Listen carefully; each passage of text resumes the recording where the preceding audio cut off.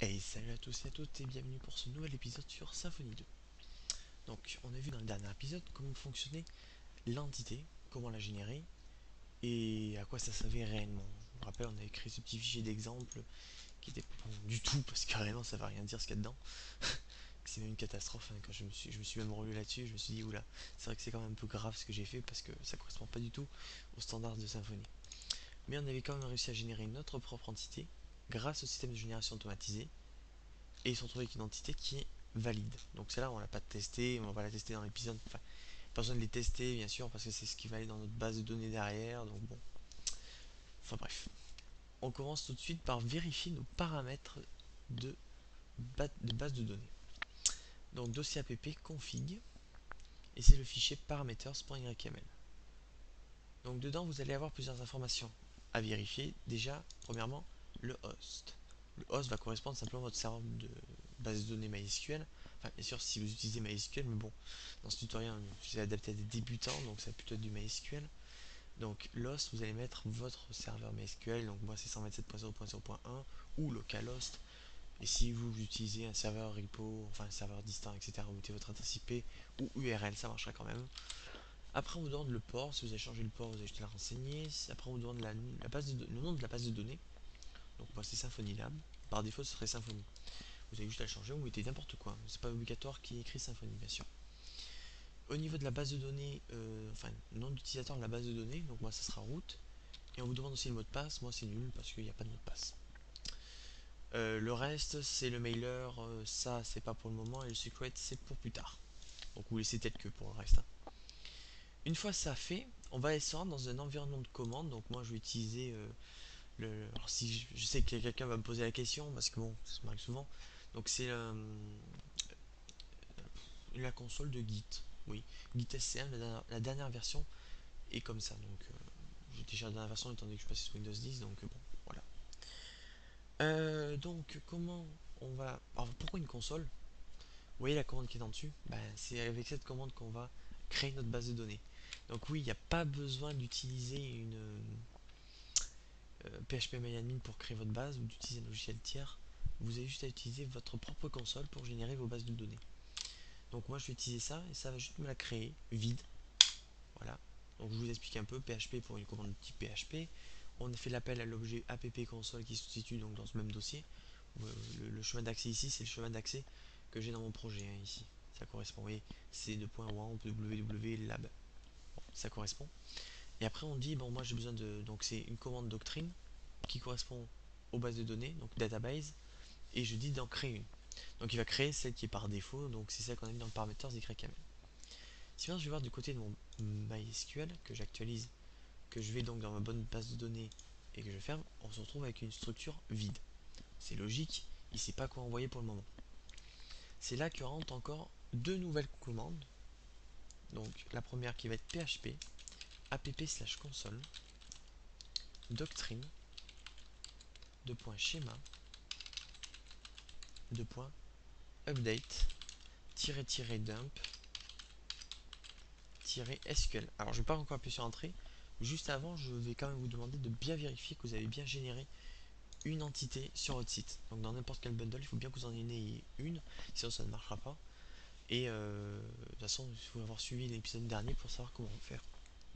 Pardon. Pour savoir comment faire. Donc, exécutons la commande. Et là, il va vous donner un code SQL à ne pas rentrer sur PHP-MyAdmin, hein. Bien sûr que non. Il va juste vous dire en gros qu'est-ce qu'il va faire. Donc là, qu'est-ce qu'il va faire? Il va dire bon bah il faut que je crée une table qui s'appelle article avec un ID qui est un integer en auto-increment qui n'est pas égal à nul, enfin note nulle, un titre qui est un type varchar de 255 caractères non nul, un contenant c'est un long texte qui n'est pas nul, un date qui correspond à un datetime qui n'est pas nul, un auteur qui correspond à un varchar de 255 caractères qui n'est pas nul, sachant qu'on met en clé primaire l'ID. Par défaut, on va set l'encodage en UTF-8 et on va mettre UTF-8 underscore Unicode underscore CI.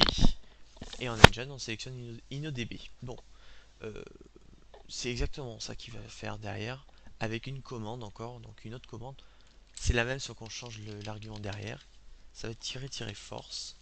Et là, il va simplement faire un updating database schéma et une mise à jour donc de la base de données directement sur le serveur MySQL en envoyant une query. Et en fait, la query envoyée correspond exactement à ça.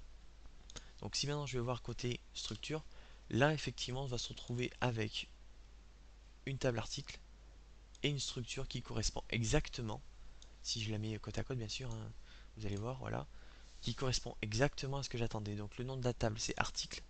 Si on vérifie ici, on voit bien que c'est écrit article. Au niveau d'échange, il y a une ID qui est bien en auto-increment clé primaire et qui est un in de 11, donc de 11, bon, ça c'est principalement clé définie, mais bon, c'est comme ça. Après on se retrouve bien avec un title qui est un type string, donc varchar, de 255 caractères et qui a pour nom donc, title, ça c'est bon. On a pareil pour le content qui est un long text, datetime c'est bien datetime, et l'auteur c'est bien un string de 255 caractères. Donc là-dessus, pas de souci. Maintenant, je souhaite par exemple rajouter un champ pour une image. Donc on va rajouter notre champ à la main, @orm, anti/column, name image, et de type, on va mettre un simple string, et de longueur length de 255 caractères. C'est un type private de $image. Donc là, si je le fais en brut, ça va effectivement mettre à jour. Jusque là, pas de souci. Donc, j'actualise de mon côté, donc du côté phpMyAdmin, et on se retrouve effectivement bien avec un champ image. Le problème, c'est que depuis mon contrôleur, comment je vais faire pour les get un private, sachant que les getters et les setters, ils n'ont pas été générés, ils ne génèrent pas encore automatiquement. Donc, alors, deux solutions, soit vous le faites à la main, mais je vous le déconseille, soit vous utilisez votre console grâce encore à une nouvelle commande. Donc la commande est la suivante, php app/console doctrine de point, j'ai un doute, oui c'est generate, excusez-moi, de point entities. Alors attention, ici il faut pas mettre avec un grec, il faut bien écrire entities, T-I-T-I-E-S, et derrière vous mettez le bundle et l'entité correspondante à la régénération, on va dire. Donc moi c'est Pigeot Demo Bundle, de point, je ne me trompe pas, c'est article, ouais c'est ça, on exécute et là il vous dit, donc je génère une entité, je l'enregistre temporairement en backup avec les vagues et je génère mon entité. Donc c'est bien le cas, apparemment ça a bien changé. Si on descend en bas, comme on peut le voir, on a bien un setter d'image et un getter. Donc un set et un get. Si on retourne ici, rien n'a changé, bien évidemment. Je vais mettre les fenêtres comme elles étaient. J'aime bien quand c'est comme ça, voilà.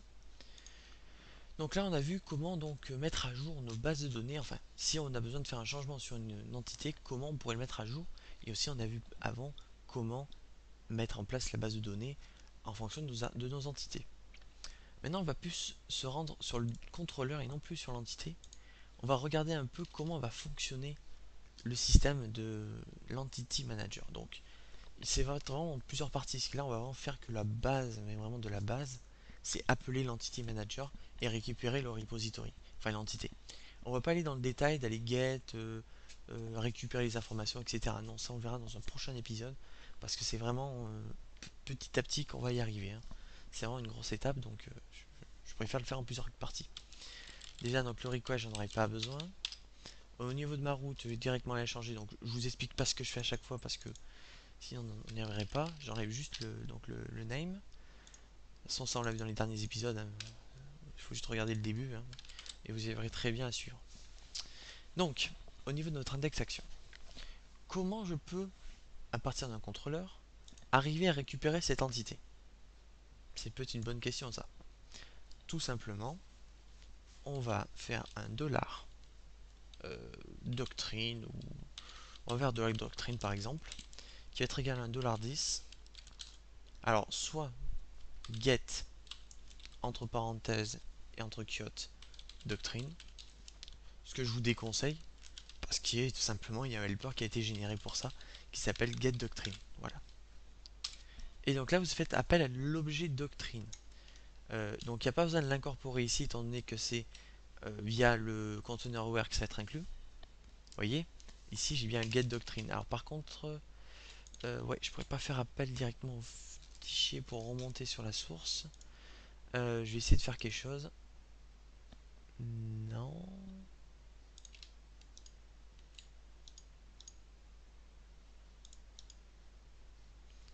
Alors ça c'est dommage, je sais que j'aime bien faire des petits diagrammes comme ça, vous voyez. On peut générer des diagrammes avec PHP Storm pour voir comment ça fonctionne.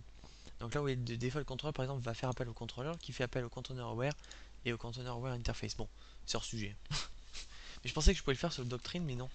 Ça me dégoûte un peu, c'est pas grave. Donc en gros, que vous permet cet objet? Ben, vous allez voir si je fais une flèche, vous allez voir l'intégralité des choses que vous allez pouvoir faire avec. Déjà, vous allez pouvoir get des alias de nom à partir d'un alias, etc. etc. parce que. Enfin, surtout, par exemple, vous pouvez get les connections. Enfin, changer la connection aussi. C'est-à-dire, si vous avez plusieurs bases de données, enfin, plusieurs serveurs de bases de données, vous pouvez les gérer. Vous pouvez get le manager qu'on va justement voir après. Vous voyez, vous pouvez faire pas mal de choses, mais pas autant qu'avec le manager. Vous allez voir pourquoi. Donc, avant, effectivement, peut-être si vous regardez mes anciennes vidéos, avant, on gettait l'entity manager. Ça, c'est fini, c'est dépassé. Maintenant, on utilise simplement get manager. C'est le manager qui va gérer à partir de maintenant. Donc, doctrine, c'est l'objet doctrine. Maintenant, si je veux faire appel à mon entity manager, qu'on appelle souvent $EM, hein, c'est une petite tradition, on va dire. Dans ce cas, on fait appel à l'objet doctrine, donc, et on lui dit get manager. Et là, vous vous retrouvez avec le manager d'entité doctrine, qui va vous permettre de faire pas mal de choses, déjà des find, des get repo, etc. Vous pouvez faire énormément de choses avec, hein, c'est vraiment un objet puissant. Quoi qu'avant, je trouvais que là, on faisait. Ah oui, c'est sous le repo qu'il y a plus de fonctions. Je suis débile. Et donc maintenant, grâce au manager, vous allez pouvoir faire appel à votre entité. Donc, je fais $EM, get repository. Donc, par exemple, je pourrais mettre un $repo avant, par exemple. Et dans la parenthèse, vous allez préciser un argument qui correspond au nom du bundle et au nom de votre entité, donc article. Et directement derrière, vous pouvez faire ces fonctions-là. Donc un find. Et c'est tout parce qu'après, ça va être plutôt une autre partie pour expliquer comment ça va fonctionner. Donc moi, je vais faire simplement un find all. De toute façon, il n'y en a pas, il ne tournera rien, donc ça résout le problème. Donc là, qu'est-ce que j'ai fait? J'ai juste get $repo qui va correspondre à tous mes articles. Donc si par exemple, je vais renseigner dans ma base de données un article, donc le titre, ça va être test. Je me get un petit lorem, non, je vais peut-être le faire comme ça. On va le faire avec ça, c'est pas mal. Non mais tu veux pas? Voilà. Hop, un petit lorem ipsum. La date, on va la mettre à aujourd'hui. On est le 19, tac. À minuit, bien sûr. L'auteur, ça va être le 1. Une image, ça va être img.png, parce qu'on s'en fout. On exécute. Et là, on a bien une ligne qui est insérée dans notre table. Donc, si maintenant je vais aller sur ma page /hello, ça veut bien OK. Bon, on va dire OK, ça sert à quoi? Bon, je savais pas quoi mettre en réponse, vu que je voulais pas utiliser une template. J'ai préféré faire comme ça. Donc là, je mets juste un body pour avoir la barre en fait. Hein. C'est donc, comme vous pouvez le voir, la barre Symfony est générée sur le body. Donc, si maintenant je me rends un peu plus dans les détails de la query, on peut voir qu'il m'a exécuté un select à partir de l'entité article qu'il appelait T0. Alors là, je bataille un peu parce que c'est ce qu'on appelle du DQL et non pas du SQL. Donc pour tous ceux qui travaillent avec du SQL, vous allez dire, mais ça veut rien dire tout ce qui est écrit, mais en fait c'est du DQL en fait. En gros, on donne un nom, enfin un alias à l'entité article, et avec cet alias, après on va get les différentes informations. Donc on dit que T0 correspond à article, donc T0.id et va être égal à ID1. En gros, c'est un peu complexe. Moi-même, j'ai du mal avec le DQL. Franchement, je préfère la bonne vieille query à la SQL, très efficace et au final, c'est quand même mieux. Vous avez aussi un système pour voir les différentes entités pour savoir si elles sont pas mal, enfin si elles sont valides au niveau du mapping. Et puis voilà, après on va pas rentrer dans les détails parce que c'est déjà pas mal au niveau de cette partie là je parle. Donc si maintenant je vais vouloir afficher euh, enfin, cette entité, je vais par exemple pouvoir faire un simple var dump, on va pas s'embêter la vie à aller faire un return et tout. Allez, var dump, hop, $repo. Si j'exécute ça, ouais, c'est vrai que c'est pas très beau. On a du mal à voir les différentes choses. Ouais, parce que je suis un petit peu débile. Excusez-moi. On va faire un petit for pour ça. For $i égale 0. Vous savez faire une boucle, j'espère. $i inférieur à count $repo. Tac, $i plus plus. Donc là, en gros, je fais un tant que $i n'est pas est inférieur à repo, je l'incrémente. De toute façon, il n'y en aura qu'un, donc ça va aller vite.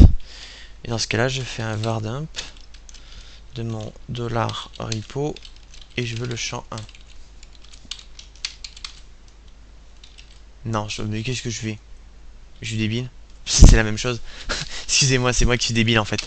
Parce que pour afficher ça, il faudra simplement faire en gros. On va faire un echo pur et on va faire en gros $repo. Et là où effectivement vous allez utiliser vos get et vos set, je suis débile.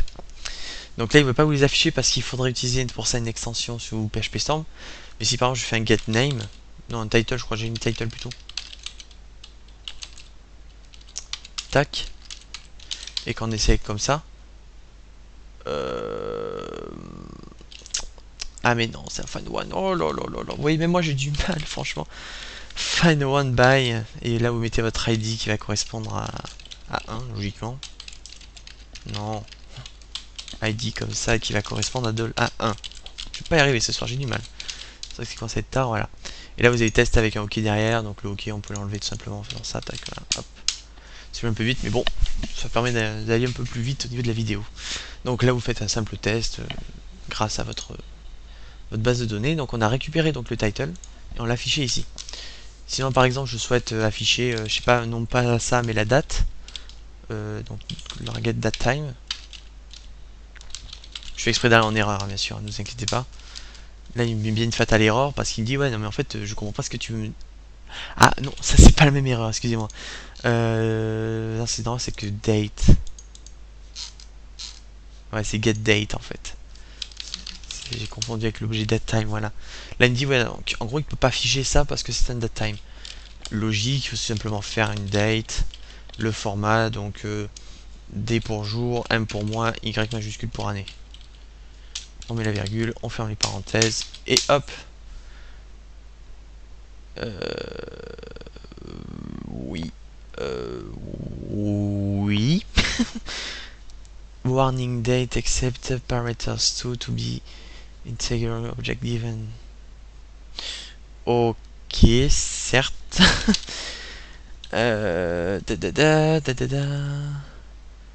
Format, timestamp. Ouais, bah c'est bon, non?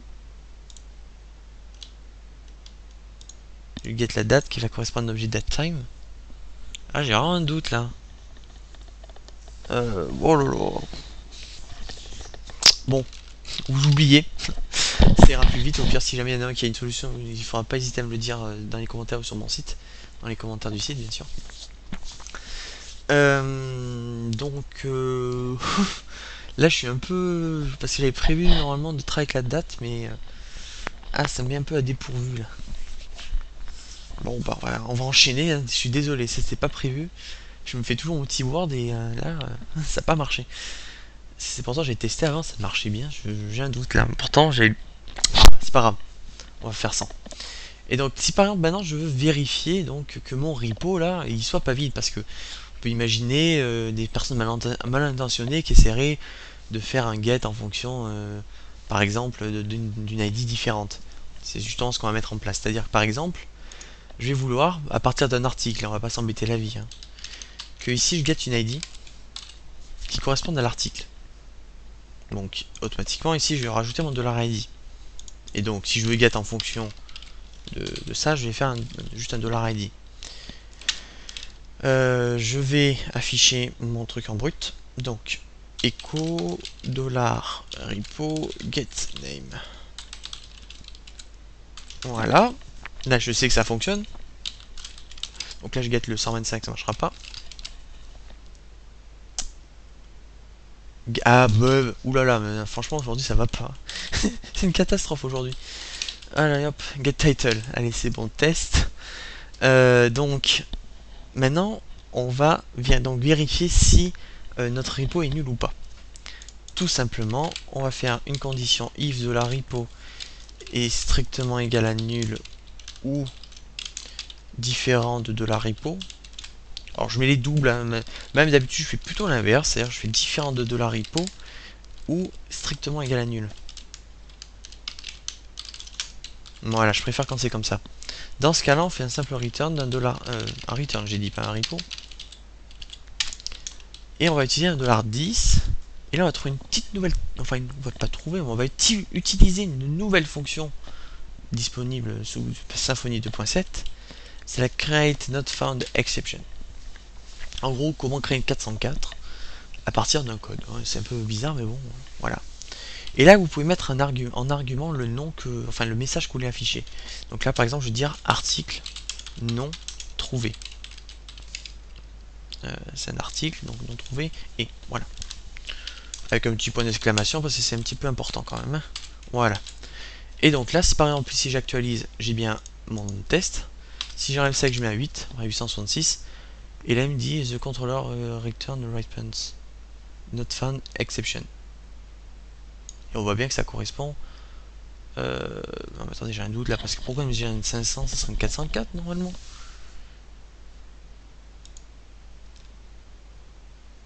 Voilà, j'ai encore un doute. C'est bien un return que j'ai fait. Oui, c'est ça. Oui, c'est ça. C'est pas logique. Oui, c'est ça. C'est normal, c'est normal. Donc, on se retrouve avec des trucs qui fonctionnent très bien. Je réfléchis en même temps. Donc, ben, on va mettre fin à l'épisode. Je pense qu'on va être un peu biscornu aujourd'hui, on va dire, parce que j'ai mal préparé mon truc au final. Bon, c'est pas grave. N'hésitez pas à réagir dans les commentaires, même si c'est très mal faite. Là, j'ai un petit peu honte là-dessus. Sans, ça va plus s'éclaircir quand on va travailler avec la récupération des différentes données à partir des finds, etc. Ce sera dans le prochain épisode, parce qu'au milieu il y aura les relations. Et si j'ai vraiment pas envie de le faire, c'est vraiment trop complexe. Donc on se retrouve à la prochaine pour les relations justement. Et puis voilà. Allez, salut.